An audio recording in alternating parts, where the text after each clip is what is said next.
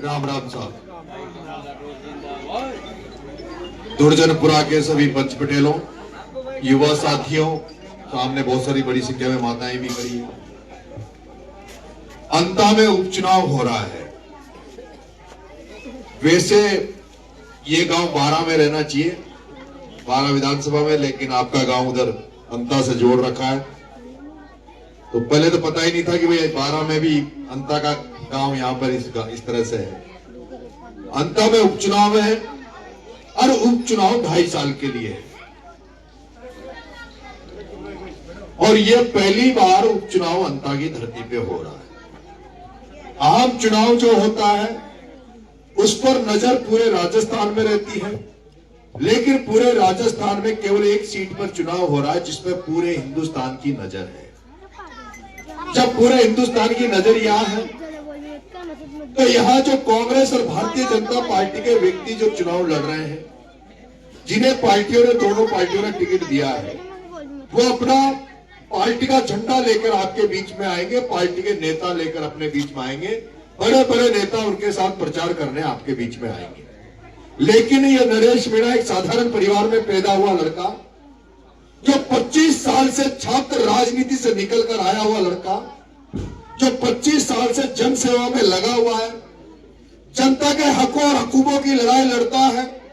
जहां कहीं भी नरेश को राजस्थान में यह लगता है कि इस व्यक्ति को, नरेश की जरूरत है, ये गरीब व्यक्ति है, कमजोर व्यक्ति है, इसकी कोई मदद नहीं कर रहा, नरेश तेरी इनको जरूरत है, वही उनके साथ खड़ा हो जाता हूं।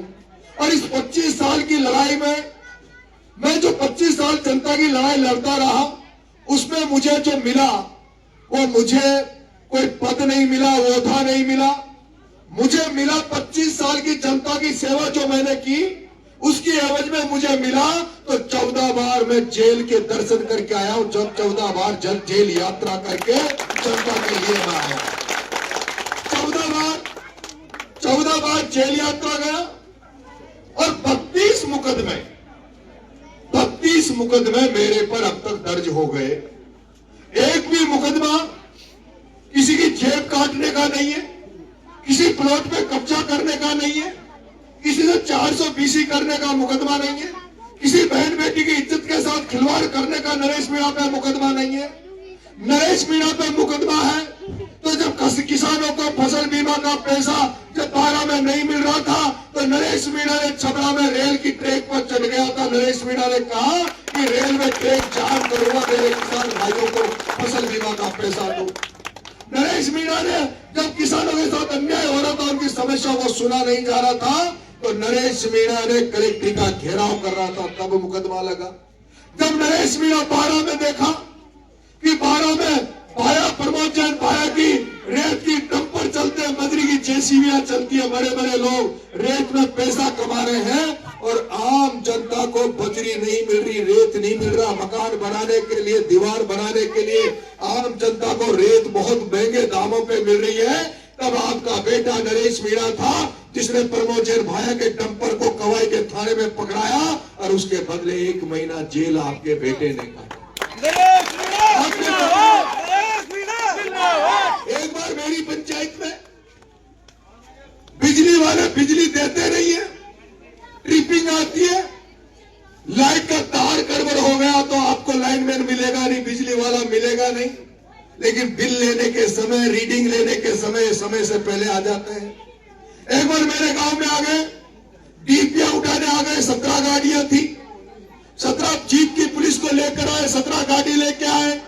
मैंने कहा डीपी जब उठाने दूंगा, जब लाइट की व्यवस्था सही कर दो, तारों को सही कर दो, खंभों को सही कर दो, ये जो तुम्हारे तार लटक रहे जिससे हर साल कोई बच्चा मर जाता है, कोई व्यक्ति दुर्घटना में ग्रसित हो जाता है, पहले लाइट का सिस्टम को सही कर दो, उसके बाद बिल मांगने आना।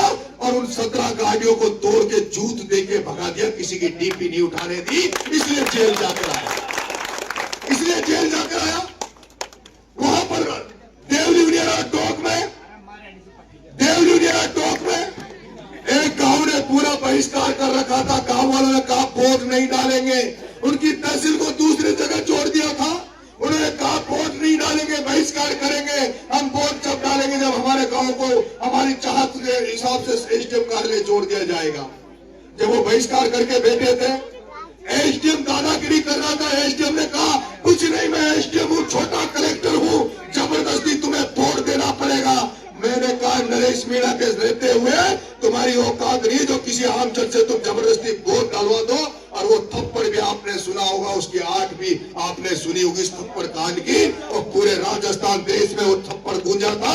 एक कलेक्टर के तमाचे में थप्पड़ पड़ा। आपके भाई ने, आपके बेटे ने 8 महीने जेल टोक में काटी।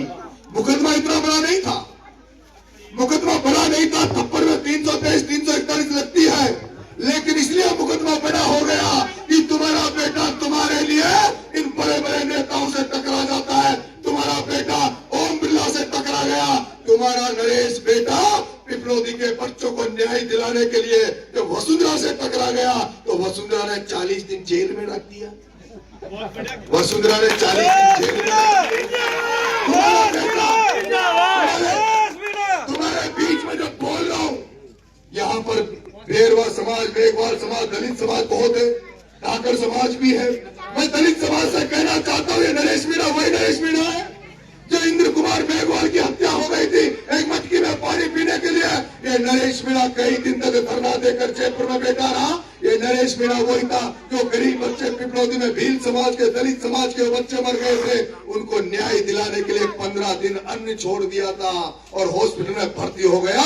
सरकार से भी उनकी मदद करवाई और जनता से मिलकर 1 करोड़ भी उनकी मदद करवाई। मैं आपसे कहना चाह रहा हूँ, पूर्वी राजस्थान, पश्चिमी राजस्थान में कोई व्यक्ति सरकारी तंत्र की वजह से मर जाता है, वहाँ के नेता धरना देते हैं, 50-50 लाख की मदद करवाते हैं, लेकिन 12 जिले में कोई भी मर जाए तो नेता संभालते नहीं है। कोई पूछ नहीं रहा क्यों मर गया, कैसे मर गया। आज दिन तक 12 जिले वालों बता दो, कोई लाइट से मर गया, कोई सांप के काटने से मर जाता है, कोई खेत में काम करने से मर जाता है, उसको सरकार 5 लाख रुपए देती है। कभी सुना किसी नेता ने किसी आदमी के लिए धरना दिया, ज्ञापन दिया या उसके लिए मदद करी? आपका बेटा एक बार नाहरगढ़ में 2 बच्चे लाइट से चिपक के मर गए थे, उनकी लाश को लेकर बैठ गया, 28 लाख रुपए की मदद उन बच्चों की कराई। मैं आपसे कहना चाह रहा हूँ, एक बार एमएलए बना दो, एक बार 2.5 साल के लिए मौका मांग रहा हूँ, 2.5 साल के लिए मौका मांग रहा हूँ। 78 साल से आप कांग्रेस बीजेपी को वोट दे रहे हो, बार बार हर बार एक बार बीजेपी एक बार कांग्रेस को बनाते हो। मुझे तो केवल 2.5 साल के लिए बना दो, किसानों की एक एक समस्या को दूर करूंगा, गरीबों की समस्या को दूर करूंगा। वादा कर रहा हूँ, जिस दिन आचार संहिता खत्म हो जाएगी उसी दिन किसानों को, हजारों किसानों को लेकर कलेक्ट्रेट पे बैठ जाऊंगा और कलेक्टर से हिसाब मांगूंगा। कलेक्टर जो सोयाबीन खत्म हो गई, जो धान की फसल खत्म हो गई, उसको नरेश मीणा तभी अनशन से उठेगा जब फसल बीमा का पैसा इन किसानों को दे दिया जाएगा, गरीबों को दे दिया जाएगा। हालात खराब है,